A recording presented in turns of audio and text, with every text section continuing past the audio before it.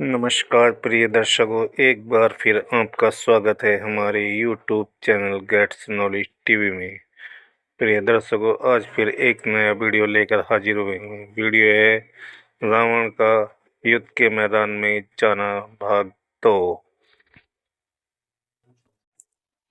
Video start करते हैं।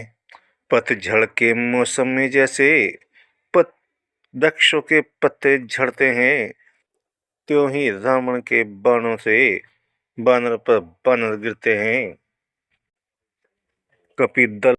कपिदल में हाहाकार हुआ। हे रघुकुल नाथ, दुहाई है, निश्चर यह नहीं प्राणचर है, हम सब पर विपदा आई है। देखा जब कटने लगा बानर कटक तमाम, अपने आसन से उठे रघुकुल भूषण राम।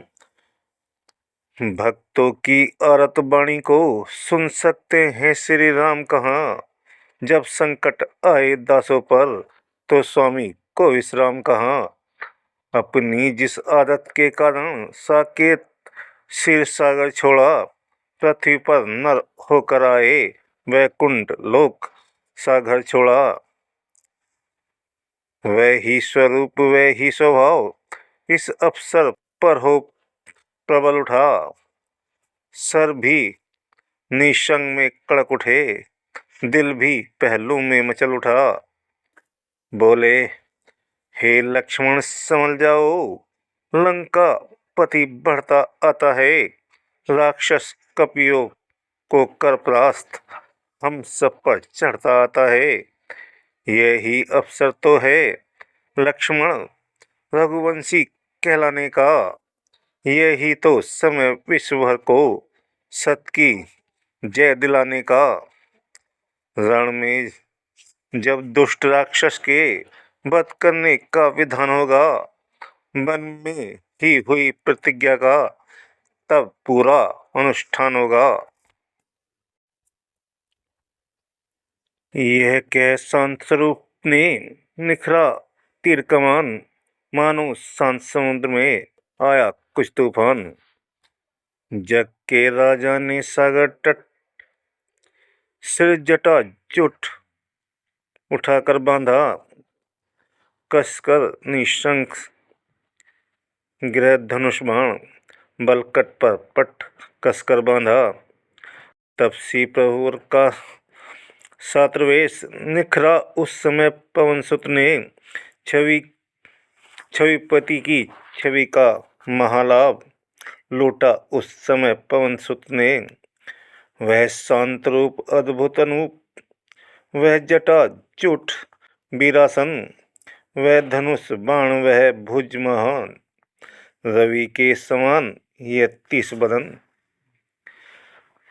जिनकी आंखों ने देखा है वे ही यह लाभ जानते हैं, निज जन्म और निज जीवन को सुखदायक सफल मानते हैं। गुस्से के चिन्ह देखे मुख पर प्रभु मंद मंद मुस्काते थे, हाँ खरी करारी चितवन से रावण पर दृष्टि जमाते थे।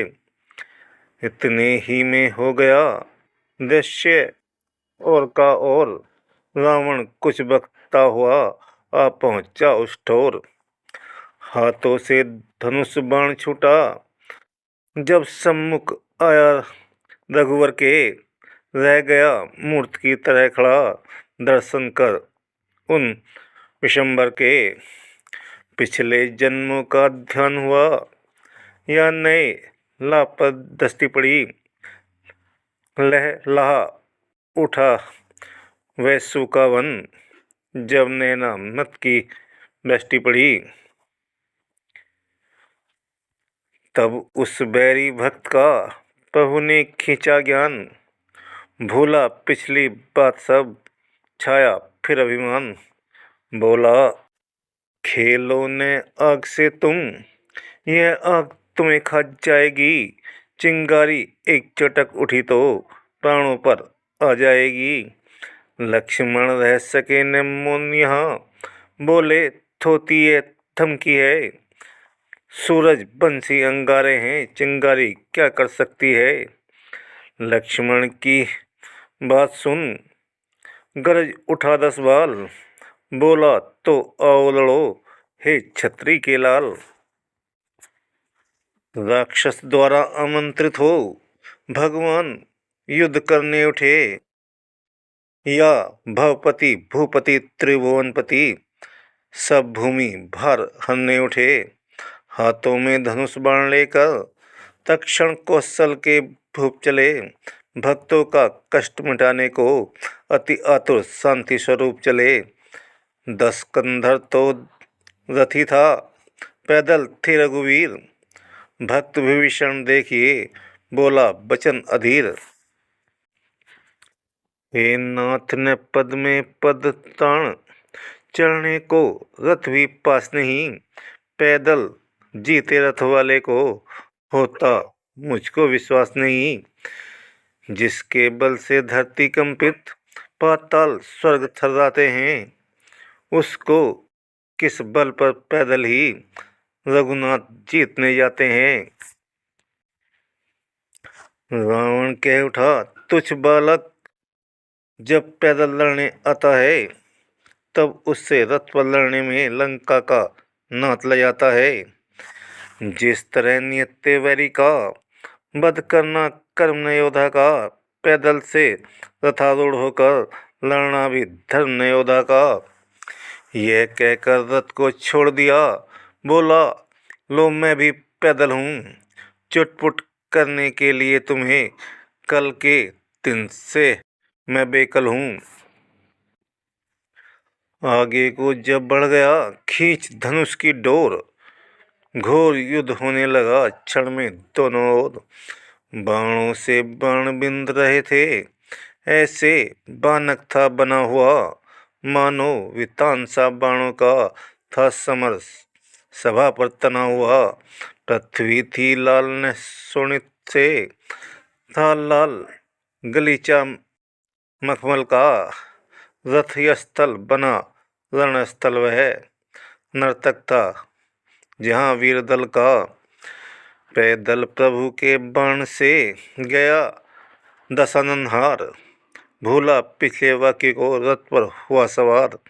रथी देख दशीष को सुरगण हुआ उदास, तब अपना रथ इंद्र ने भेजा प्रभु के पास।